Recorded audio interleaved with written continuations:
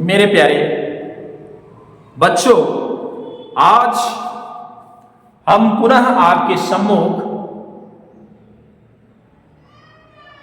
UP board से संबंधित महत्वपूर्ण प्रश्नों में संस्कृत व्याकरण से संबंधित यूपी बोर्ड में आने वाला जो संधि है, जो सॉलिड यानी निश्चित संधि है, जो व्यंजन संधि के अंतर्गत आती है, परस्वर्ण संधि की बात करने जा रहे हैं। यूपी बोर्ड में व्यंजन संधि का इससे पहले हमने अनुस्वार संधि पढ़ाया था और संस्कृत में ये उसके बाद जो व्यंजन संधि के अंतर्गत आने वाली है संधि, वो है परस्वर्ण संधि। तो बड़े ध्यान से सुनिए और उसको बड़े गहनता से अध्ययन करिए। तो आइए हम इस संधि की तरफ चलते हैं। देखिए संधि क्या है? परस्वर्ण संधि। कौन सी संधि? परस्वर्ण। देखिए संस्कृत है तो संस्कृत सूत्र होना इसमें लाजमी है। इसका संस्कृत सूत्र जो है वो है अनुस्वारस्य ययि परस्वरणः। क्या? अनुस्वारस्य ययि परस्वरणः। यानी यदि अनुस्वार के बाद, किसके बाद? अनुस्वार। अनुस्वार तो पता होगा ना सभी को। अनुस्वार कहने का मतलब होता है ये जो संस्कृत में किसी के अक्षर के ऊपर जो कोई बिंदी डाक लगा देते हैं, यही तो अनुस्वार है। ये अनुस्वार है, ध्यान देना, ये अनुस्वार है। इसको अनुस्वार बोलते हैं संस्कृत में। और हिंदी में तो जानते हो, बच्चों को पढ़ाते समय बताते हैं क्या? अंक की मात्रा अक्षर के ऊपर एक बिंदु या एक बिंदी, वही बिंदी अनुस्वार संस्कृत में है। तो क्या है डेफिनेशन? फिर से सुनिए। यदि अनुस्वार के बाद, किसके बाद? अनुस्वार के बाद यय एक प्रत्याहार है। आप प्रत्याहार पढ़े होंगे जिसके अंतर्गत ये आप देख सकते हैं 4 वर्ण स थ स ह छोड़कर सारे व्यंजन आते हैं। ठीक है ना? कोई भी व्यंजन यानी यय प्रत्याहार आए, अर्थात स ख स ह को छोड़कर कोई भी व्यंजन आता है, किसके बाद? अनुस्वार के बाद। तो क्या बन जाएगा? अनुस्वार का, उस अनुस्वार का परस्वर्ण बन जाता है। परस्वर्ण कहने का मतलब होता है अगले पद का 5वां अक्षर। ये अनुस्वार वाला जो पार्ट है वो पहले शब्द के साथ आएगा और दूसरे शब्द के साथ जो आएगा उस अक्षर को ध्यान में रखना है और उसी का 5वां वर्ण लिख लेना है। कौन सा अक्षर? 5वां वर्ण या अक्षर लिख लेना है। वो वही आपने बोला है कि परस्वर्ण बन जाता है। आइए आपको हम इसको एग्जाम्पल से समझाते हैं, तब आपको और बेहतरीन समझ में आएगा। आइए, ये अनुस्वार है। अनुस्वार को अगर अंकित करते हैं किसी अक्षर के ऊपर, इस तरह अंकित करते हैं। इसको हम उच्चारण में जब लेते हैं तो इसको अन भी लेते हैं और अम भी लेते हैं। जहां जैसा उसका उच्चारण सार्थक नजर आए वहां उसको इंडिकेट कर देंगे। ठीक है? जैसे यहां हमने एक एग्जाम्पल आपको दिया, उदाहरण धनकीत। तो पहले शब्द अ में अनुस्वार आया कि नहीं? अब अनुस्वार के बाद जो है क, मात्रा की बात की हुआ है ना, अक्षर तो क है।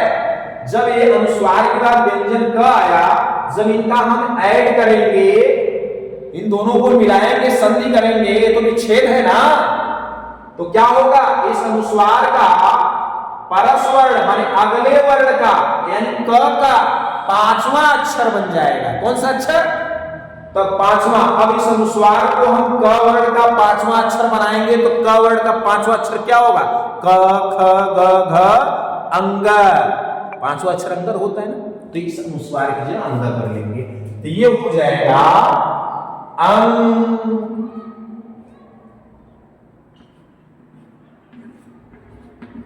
कीत। ध्यान देना, इस अनुस्वार को ही बनाना है। किसमें? परस्वर्ण के पांचवें वर्ण का या पांचवा अक्षर। समझ में आया? आइए दूसरे को भी देखते हैं। मुंधन चते, इसका भी अनुस्वार कहां जाएगा? च। परस्वर्ण के पांचवें अक्षर, च का पांचवा अक्षर क्या होता है? इया। तो ये क्या हो जाएगा?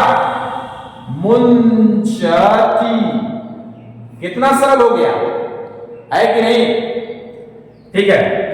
फिर यहां पे मुंधन दनम, तो यहां पे देख सकते हो ड है, ये ट वर्ण का है, ट ठ ड ठ अड़ा, तो ये हो जाएगा अड़ा। मुंडनम है कि नहीं? कितना सरल है, बहुत सरल हो गया अभी आपके लिए। ध्यान देना, यहां पर देखिए नंधन दति, ये द का वर्ण पांचवा अक्षर त थ द ध न, तो ये हो जाएगा नंदते।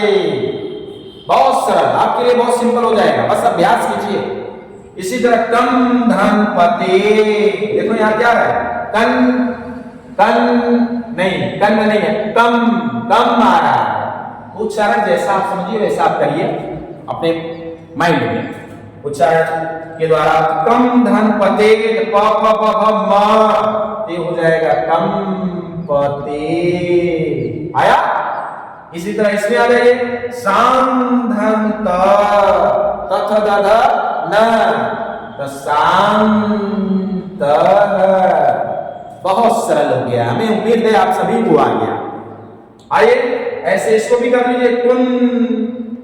अब अनुस्वार को ऐसे भी लिख सकते हो, चाहे ऐसे भी लिख सकते हो, कुन। ठीक है। अब इसको हम कम भी लिख सकते थे, कम।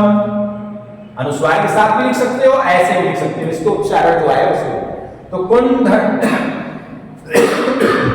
कुन धन थीत, तो ट ठ ड ढ अड़ा में चला जाएगा, और ये छोटी मात्रा, छोटी की मात्रा के अंतर्गत चलाएगा। ये हो गया कुंठी। ये इस तरीके से आपका ये विच्छेद संधि के रूप में आपके सामने यहां पे हो चुका है। ठीक है। तो हाँ, यहां ध्यान रखना, अगर यहां विसर्ग लगे तो विसर्ग लगाइए, न लगे तो मत लगाइए। ठीक है। अब हम चलते हैं, ये तो विच्छेद से संधि हो गया, यहां कुछ हमने आपको बताया है, ये संधि है और संधि को हम विच्छेद कर देंगे। ठीक है। और कैसे? जैसे ये है, देख सकते हो। तो संगम करना है, तो क्या हो जाएगा? सम। अब चाहे सम लिख सकते हो और चाहे अनुस्वार लिखा सकते हो, दोनों हो सकता है, ध्यान देना। तो सम धन गम, ध्यान रखना। अब इसमें किन किन धन शीत, बहुत सरल है, ये ना। पम धन श्याम, ध्यान रखिए। अम धन माया, देखो ना। गंग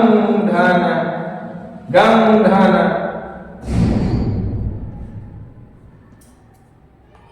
गा, देख सकते हो। अंधन चेत, संधन